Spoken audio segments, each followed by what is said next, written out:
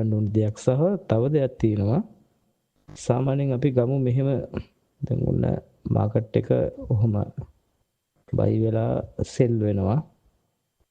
සෙල් වෙලා ආයි බයි වෙලා ආයි සෙල් වෙලා ආයි බයි වෙලා ආයි සෙල් වෙනවා. ආයි ඔහොම බයි වෙනවා. හරි. එතකොට මේ වගේ මාකට් එකක් තියෙනවා නම් අපි දැනගත යුතු කරුණු කිහිපයක් තියෙනවා. එකක් තමයි ගොඩක් අය තියෙන ප්‍රශ්නේ දැන් මෙහෙම ආවට පස්සේ මෙතනින් එයාට අයියේ මේක බයි වෙයිද නැත්නම් මේක සෙල් වෙයිද? ඕක තමයි තියෙන ප්‍රශ්නේ. කියන්නේ ට්‍රේඩ් ගැන අවබෝධයක් නැති පුද්ගලයෙක් අනිවාර්යයෙන්ම බයි ඕ සෙල් එක තමන් ඩිසයිඩ් කරලා තමයි ගන්නෙ. තමන් ඩිසයිඩ් කරන්නේ දැන් මේක සෙල් වෙයි. නෑ දැන් මේක බයි වෙයි. ඒ කියන්නේ අපි මේක උඩට බාර දෙනවා. දෙවියන්ට බාර දෙනවා. දැන් මේක සෙල් වෙයි දෙයියන්ගේ පිටින් කියලා ඕන සෙල් එකක් දානවා. දැන් මම අරක කියලාගෙන බයි වෙනවා. ස්ටොප් ලොස් ට වදිනවා. එහෙම නැත්නම් ස්ටොප් ලොස් ටික දාලා තිබ්බේ නැත්නම් එහෙම උඩටම ගිහිල්ලා දැන් සල්ලි ටික ඉවර වෙගෙන යන්නේ. කමන්නේ තව ටිකක් තියෙනවා මේක දැන් මේ ටික තිබ්බත් වැඩක් නැහැ නේ කියලා. උඩට ගිහිල්ලා කොයි වෙලේ හරි පල්ලෙහාට එයිනේ කියලා බලාගෙන ඉඳලා අන්තිමට වොෂ් වෙලා ලොග් අවුට් වෙලා දානවා. ඒත් අපි එහෙම නැතුව අපි ට්‍රේඩ් එකක් දාන්න කලින් අපි මෙන්න මේවා ගැන අවධානය යොමු කරොත් ඒ කියන්නේ මොනවාද? මේ රෙසිස්ටන්ට් ඒරියා. මේවට අපි කියන්නේ රෙසිස්ටන්ට් ඒරියා කියලා. එතකොට මේ රෙසිස්ටන්ට් ඒරියා ගැන අවධානය යොමු කරොත් අපිට දැනුමක් එනවා මේ ඒරියා වලදී තමයි යම් කිසි වෙනස්කමක් සිද්ධ වෙන්නේ. දැන් මේක සෙල් ගියා වුණත් අපි හිතමු දැන් මේක සෙල් ගිහිලා දැන් ආයෙ බයි එකකට එන්න යනවා. මේක කියමුකෝ අපි තුමු රෙසිස්ටන්ට් ඒරියා එක. හැම එකක්ම ඔහොම ඩිවයිඩ් වෙලා ඔහොම වෙලා සෙල් වෙලා ආයි බයි වෙලා ඔහොම ඇවිල්ලා ආයි සෙල් වෙලා ආයි බයි වෙලා ඔහොම යනවා. එතකොට දැන් අපි මෙතනදී තීරණය කරනවා සෙල් එකක්ද බයි එකක්ද කියන එක. එතකොට ඔළුවේ තියාගන්න ඕන දෙයක් තමයි මාකට් එක මූව් වෙලා තියෙන්නේ 50 minute chart එකේ හරි 1 minute chart එකේ හරි මෙන්න මේ ඒරියා වලට. එතකොට අපි මේකට අපි උදාහරණයකට ගමු 90 කියලා. හරි 90 ඒරියා එකේ තමයි මාකට් එක මූව් වෙන ප්‍රතිශතය ගොඩක් වැඩි. ඊට පස්සේ සෙල් මූවමන්ට් එකක් ආවොත් ආයි මාකට් එක මෙහෙම මූව් වෙනවා නම් ඔන්න දැන් මේක සෙල් යනවා කියලා හිතලා දැන් අපි ආයි මේක සෙල් දාන්න හොඳ නැහැ. මේක සෙල් දාන්න හොඳ නැහැ. සාමාන්‍යයෙන් රෙසිස්ටන්ට් ඒරියා එකකදී අපි බලන්න ඕනේ මාකට් එක තව මූව් වෙනවද කියන එක. එතකොට මේ ඒරියා වලදී අපි ඒක අනිවාර්යෙන් බැලිය යුතු දෙයක්. සාමාන්‍යයෙන් මේ ඒරියා එකකදී ඔයාට සෙල් ලිමිට් එකකට හෝ සෙල් එකකට යන්න තියෙන ඉඩකඩ වැඩි. මොකද හේතුව කලින් මාකට් එක මෙතනදී මූවමන්ට් එකක් පෙන්නලා තියෙනවා. එතකොට දැන් ඔයා මේක සෙල් එකකට දාලා ආයි මේක බයි එකකට මේ විදියට ගිය ගමන් ඔයා ආයි ගලවන්න එපා ඔයා දාපු සෙල් එක. මොකද මේ මූවමන්ට් එක සෙල් එකක් වෙන්නේ අනිවාර්යයෙන්ම මේ බයි එක උඩට ගිහිල්ලා රීටෙස්ට් එකක් කරනවා. ඒ කියන්නේ බයර්ස්ලා සෙලර්ස්ලා. එතකොට මේ බයර්ස්ලා ඇටැක් කරනවා උඩට යන්න. සෙලර්ස්ලා ඇටැක් කරනවා පල්ලෙහාට එන්න. මේ සෙලර්ස් කියන්නේ රීටේලර්ස්, ඩීලර්ස්ලා, සෙලර්ස්ලා, බයර්ස්ලා, ඩීලර්ස්ලා ඒගොල්ලෝ බ්‍රෝකර්ස්ලාගෙන් මේ බයි අරගෙන සෙල් අරගත්ත පුද්ගලයෝ. එතකොට මේක උඩට ගිහිල්ලා ආයෙ රීටෙස්ට් එකක් කරලා බලනවා. ඒ කියන්නේ මේ රෙසිස්ටන්ට් ඒරියා එකට රෙස්පෙක්ට් එකක් දෙනවා කියලා අපි කියන්නේ. ඒ කියන්නේ කලින් මේ රෙසිස්ටන්ට් ඒරියා එකෙන් උඩට ගියේ නැතුව අල්ලගෙන හිටියා සෙලර්ස්ලා. අල්ලගෙන හිටියා. නමුත් දැන් බයර්ස්ලා මේක කඩාගෙන උඩට යන්නේ. මේක උඩට යන්නේ නැතුව ආපහු වෙන්නේ සෙලර්ස්ලාට රෙස්පෙක්ට් එකක් දෙන්න. මෙතනින් චේන්ජ් වෙන්න පුළුවන්. මොකද මෙතන නිකන් යුද්ධයක් වගේ. බයර්ස්ලාගේ සෙලර්ස්ලාගේ යුද්ධය තමයි මේකට තියෙන්නේ. මේකට අපි කියනවා නමක් සෝන් කියලා. මේ සෝන් කියන්නේ බයර්ස්ලා සෙලර්ස්ලා අතර ඇටැක් එක සිද්ධ වෙන ඒරියා එකට.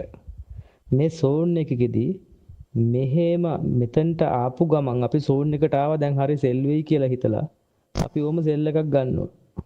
නමුත් ඒක අපි කරන ලොකු වැරද්දක්. මොකද මේ සෝන් ඒරියා එකේදී බයර්ස්ලාගේ ඇටැක් එකයි සෙලර්ස්ලාගේ ඇටැක් එකයි දෙක දෙපැත්තෙන් අනිවාර්යෙන් මූවමන්ට් එකක් වෙන තැනක්, ලොකු ෆයිට් එකක් යන තැනක්.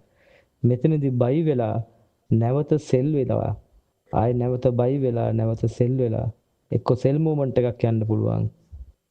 නැත්තම් මෙහෙම ඇවිල්ලා සෙල් එකක් පෙන්නලා කියන්නේ අපිට පේනවා සෙල් එකක් යන්න යන්නේ කියලා. දැන් දඩ බඩ ගාලා සෙල් සෙට් එක දානවා.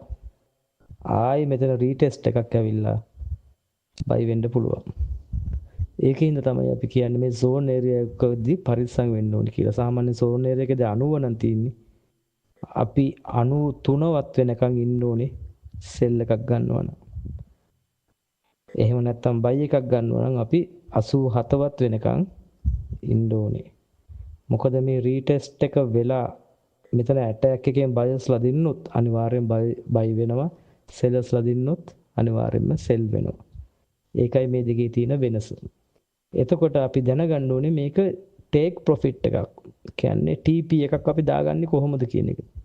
එතකොට කලින් අපි මේ රෙසිස්ටන්ට් ඒරියා සපෝට් කරද්දී මේ හයි එන්ඩ් රෙසිස්ටන්ට් ඒරියා එකට කලින් තිබිලා තියෙනවා මිඩල් එන්ඩ් එක.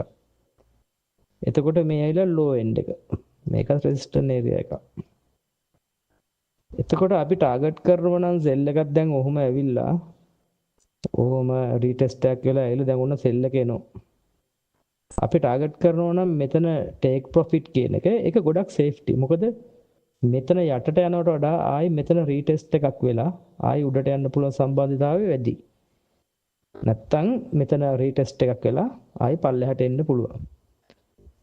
ඒක හින්දා අපි අනිවාර්යයෙන්ම කළ යුතු දෙයක් තමයි TP එකක් දානවා මෙන්න මේ මැද්දේ. මොකද මේ බ්‍රේක් ඒරියා එකක් නැහැ. හරි පැහැදිලි. බ්‍රේක් ඒරියා එකක් නැහැ. ෂුවර් ෂොට් තමයි. මොකද මේ වගේ zone එකකුත් නැහැ. රීටෙස්ට් වෙන්න අවස්ථාවකුත් නැහැ. අනිවාර්යයෙන්ම මේක ඩවුන් වෙනවා නම් සෙල් වෙනවා නම් මේ ඒරියා එක කවර් වෙනවම තමයි. එතකොට TP1 දානවා අපි මේ ඒරියා එකට. ඊට පස්සේ මිඩ් රෙසිස්ටන්ට් එක. මේ ඊට පස්සේ මාකට් එක මූව් වෙලා තින්නේ බයෝස්ලා සෙල්ස්ලා ඇටැක් කරගෙන කට්ටිය රණ්ඩු වෙලා කොහමද මේක උඩට ඇවිල්ලා තින්නේ පල්ලෙහාට ගිහිල්ලා තින්නේ මේ ඒරියා එකේ. අපි TP2 දානවා මේ ඒරියා එකට. මොකද මේක ඇත්තට ලොකු විශ්වාසයක් නැති ඒරියා එකක් නේ. දැන් ඕක ඔහොමම ඇවිල්ලා මෙතන රීටෙස්ට් වෙලා ආයි මෙතනින් බයි වෙන්නත් පුළුවන්. එහෙම නැත්නම් මෙතනින් සෙල් වෙන්නත් පුළුවන්. එතකොට සෙල් මූවමන්ට් එකට අපි හිතුව මෙතන රීටෙස්ට් එකක් වෙලා කොහොම සෙල් මූවමන්ට් එකට එනවනම් අපි TP3 දානවා මේ ඒරියා එකට. මේ ඒරියා එක හරි රිස්ක් ඒරියා එකක්. මේකට අපි සාමාන්‍යයෙන් කියනවා ෆ්ලෝ කියලාත් හඳුන්වනවා. ඒ කියන්නේ ෆ්ලෝ එක. යම් කිසි මොමන්ට් එකක් එද්දී එතනින් බයි වෙන්නත් පුළුවන්, එතනින් සෙල් වෙන්නත් පුළුවන්. ඉතින් මේක තමයි පළවෙනි අවබෝධයේ ගෝල්ඩ් වල සිග්නල් එකක් අපි කියන්නේ කාගෙන්වත් සිග්නල් එකක් බලාපොරොත්තු නැතුව අපිම තීරණය කරනවා නම් මේක මෙහෙම තමයි වෙන්නේ කියන එක. ඒ වගේ දෙයකදී අපිට තීරණයක් ගන්න පුළුවන්. මෙතන මෙන්න මේ වගේ රෙසිස්ටන්ට් තියෙනවා. දැන් හයි එන්ඩ් රෙසිස්ටන්ට් තියෙනවා. ලෝ එන්ඩ් රෙසිස්ටන්ට් තියෙනවා. මෙතන මාකට් එකේ රීටෙස්ට් එකකින් අපිට තීරණය කරන්න පුළුවන් මේක සෙල්ද බයිද කියන එක. ඒ වගේ තමන්ගේ ඕන් ඩිසිෂන් එකක් ගන්න බ්‍රෝකර් කෙනෙක් මේ රෙජිස්ටර් වෙන්න හරි බ්‍රෝකර් කෙනෙක් රෙජිස්ටර් වෙන්න XM එක හරි XNS එක හරි තමයි මම ගොඩක් රෙකමන්ඩ් කරන්නේ. ස්ප්‍රෙඩ් එක අඩුයි. ඉක්මනට ක්‍රෝස් වෙනවා. ඒ කියන්නේ අපි සාමාන්‍යයෙන් TP1 වගේ ගත්ත ගමන් සමහර වෙලාවට කැන්ඩල් එකක් ඔහොම කැන්ඩල් එකක් ඇවිල්ලා පල්ලෙහාට පාට උඩට යන්න පුළුවන්. අපි ඒකයි TP එකක් දාන්නේ ටේක් ප්‍රොෆිට් එකක් දාන්නේ. මේ චුට්ට මේව යනකොටම අපිට මේක ක්ලෝස් කරගන්න හම්බ වෙන්නේ නැහැ.